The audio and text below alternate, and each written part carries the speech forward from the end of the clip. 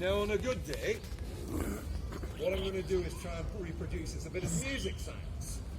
So there's this thing called the harmonic scale.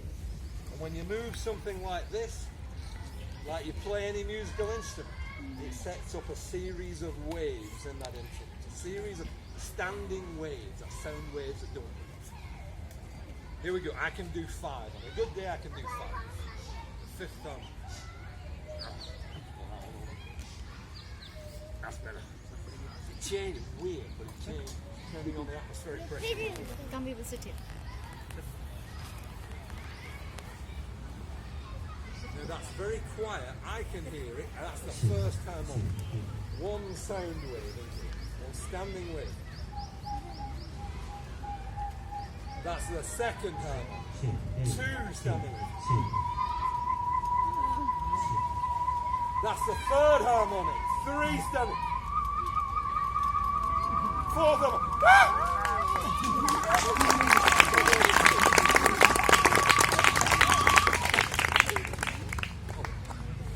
Just about got to the 5th harmonic while we were